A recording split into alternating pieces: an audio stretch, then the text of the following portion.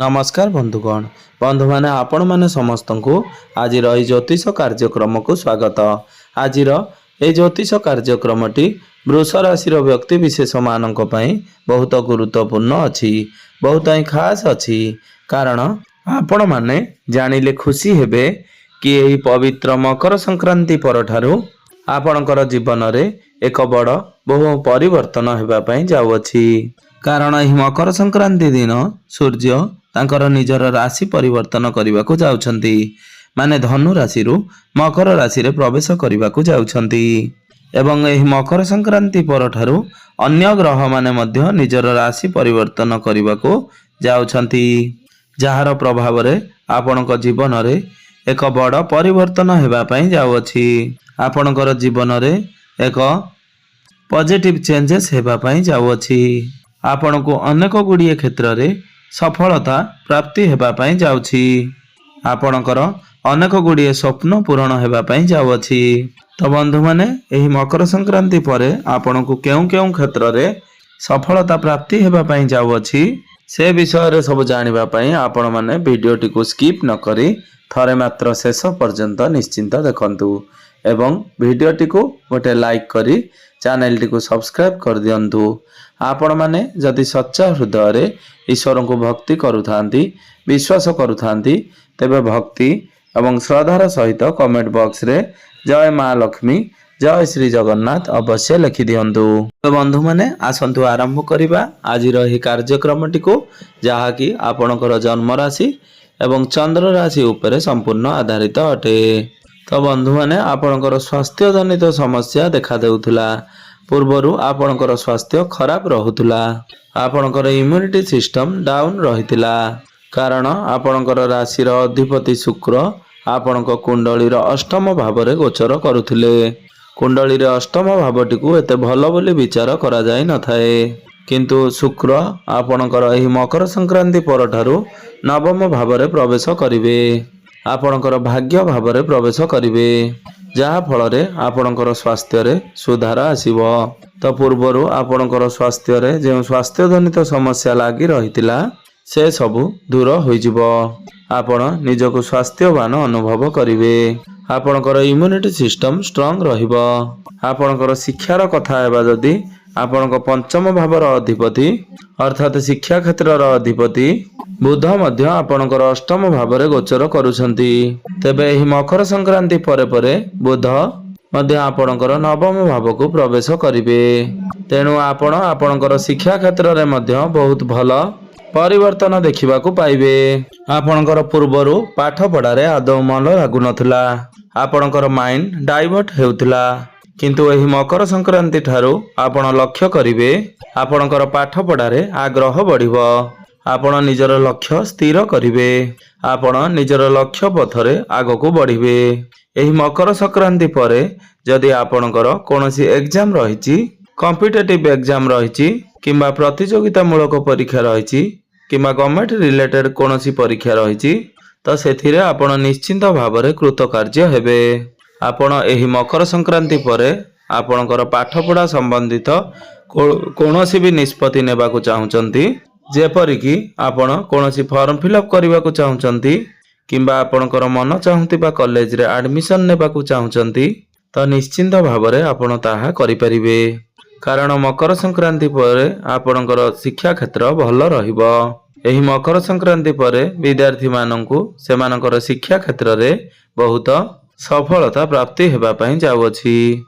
जे माने उच्च शिक्षा करबा को चाहुतिले सेमाननकु सफलता निश्चय प्राप्ति हेबो कारण नवम भावटी उच्च शिक्षार भाव होइथाए। तो आपण उच्च शिक्षा करबा पई दूर यात्रा करि पारंती।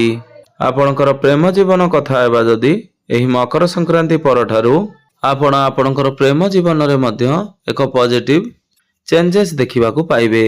पंचम भावटी आपणकर शिक्षार भाव हेबा सहित पंचम भावटी होइथाय आपणकर प्रेम जीवनर भाव आपणकर संतानर भाव तेणु आपणकर पंचम भावर अधिपति मकर संक्रांति पूर्वरु जेहेतु अष्टम भाव रे गोचर करुचंती तो मकर संक्रांति पूर्वरु आपणकर अनेक गुड़िए समस्या देखा देउथिला आपणक मध्यरे मनांतर मतांतर भली समस्या देखा देउथिला ଛୋଟ ଛୋଟ କଥାକୁ ନେଇ ଆପଣଙ୍କ ମଧ୍ୟରେ କଳି ଝଗଡ଼ା ସୃଷ୍ଟି ହେଉଥିଲା।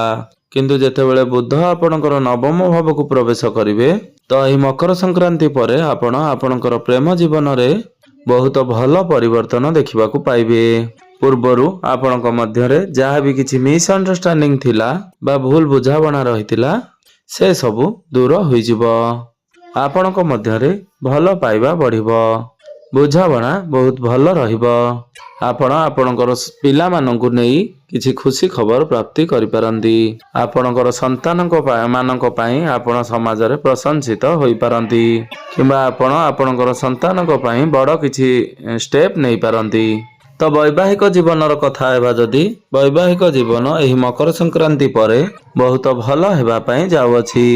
କାରଣ ଆପଣଙ୍କର ସପ୍ତମ ଭାବର ଅଧିପତି ମଙ୍ଗଳ ପୂର୍ବରୁ ଅଷ୍ଟମ ଭାବରେ ଗୋଚର କରୁଥିଲେ ଏବଂ ଏହି ମକର ସଂକ୍ରାନ୍ତି ପରେ ମଙ୍ଗଳ ଆପଣଙ୍କର ନବମ ଭାବରେ ପ୍ରବେଶ କରିବେ।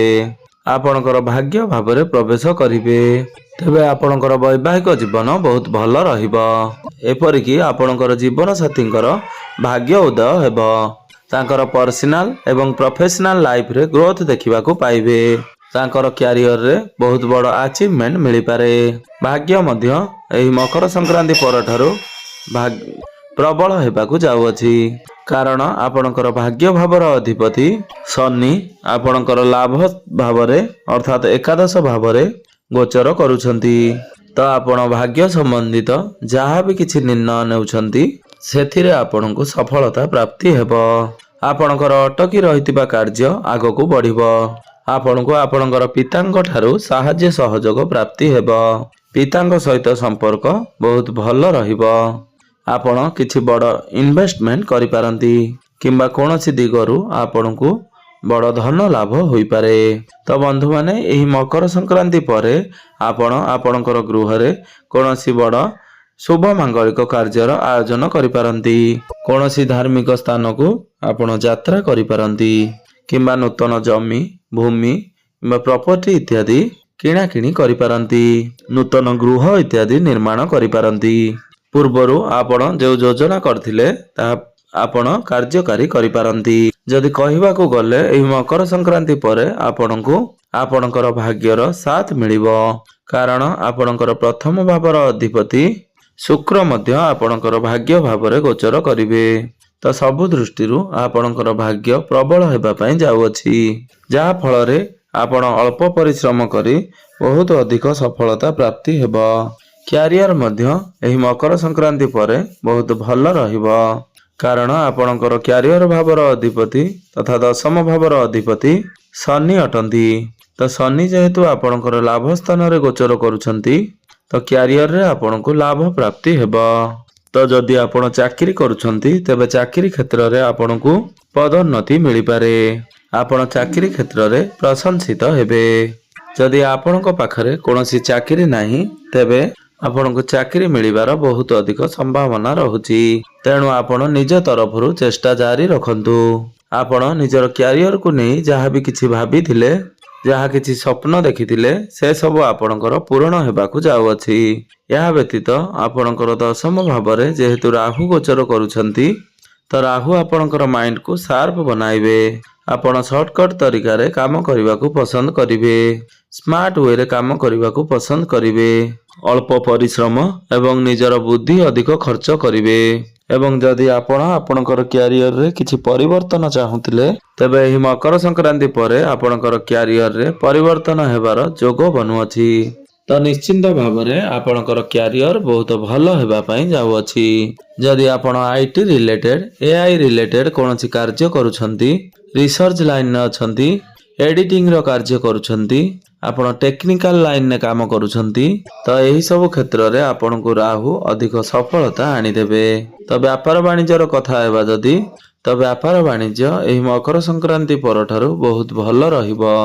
ଆପଣ ଆପଣଙ୍କର ବିଜନେସରେ ଗ୍ରୋଥ ଦେଖିବାକୁ ପାଇବେ। ପ୍ରଫିଟ ଦେଖିବାକୁ ପାଇବେ। କାରଣ ମଙ୍ଗଳ ଆପଣଙ୍କର ନବମ ଭାବରେ ଗୋଚର କରିବେ। ତ ଭାଗ୍ୟ ଆପଣଙ୍କୁ ସାଥ ଦେବ। ତ ବୁଧ ମଧ୍ୟ ଆପଣଙ୍କର ନବମ ଭାବରେ ଗୋଚର କରିବେ। ତେବେ ଆପଣଙ୍କର ବିଜନେସରେ ଆପଣ ପ୍ରଫିଟ ଦେଖିବାକୁ ପାଇବେ। ଆପଣଙ୍କର ବ୍ୟାପାରରେ ଗ୍ରାହକ ବଢିବେ। ଆପଣ ନିଜର ବ୍ୟାପାରକୁ ଆଗକୁ ବଢାଇବେ ଏବଂ ନୂଆ ନୂଆ ଆଇଡିଆ ମାନ ଆପଣଙ୍କୁ ମନକୁ ଆସିବ ଏବଂ ସେ ଆଇଡିଆ ଆପଣଙ୍କର ବ୍ୟାପାର ପାଇଁ ଲାଭପ୍ରଦ ସାବ୍ୟସ୍ତ ହେବ। ତେବେ ଆପଣ ଅଧିକ ଶୁଭ ଫଳ ପ୍ରାପ୍ତି କରିବା ପାଇଁ ଆପଣ ପ୍ରତ୍ୟେକ ଦିନ ଶୁକ୍ରଙ୍କର ବୀଜ ମନ୍ତ୍ରର ଜପ 108 ଥର ଅବଶ୍ୟ କରନ୍ତୁ। ଆପଣ ହନୁମାନ ଚାଳିଶାର ପାଠ ପ୍ରତ୍ୟେକ ଦିନ ଅବଶ୍ୟ କରନ୍ତୁ। ଆପଣ ପ୍ରତ୍ୟେକ ଦିନ ଉଦିତ ସୂର୍ଯ୍ୟଙ୍କୁ ତମ୍ବା ପାତ୍ରରେ ଜଳାର୍ଘ୍ୟ ଅର୍ପଣ କରନ୍ତୁ ଏବଂ ଏହା ସହିତ ଆପଣ ପ୍ରତ୍ୟେକ ଦିନ ଶନିଙ୍କର ବୀଜ ମନ୍ତ୍ରର ଜପ 108 ଥର ଅବଶ୍ୟ କରନ୍ତୁ। ତ ବନ୍ଧୁମାନେ, ଆପଣଙ୍କର ଜୀବନ ମଙ୍ଗଳମୟ ହେଉ ଏବଂ ଏହି ନୂତନ ବର୍ଷଟି ଆପଣଙ୍କ ପାଇଁ ସୁଖ ଆଣିଦେଉ। ଏହା ହିଁ ଈଶ୍ୱରଙ୍କ ନିକଟରେ ମୋର ଏତିକି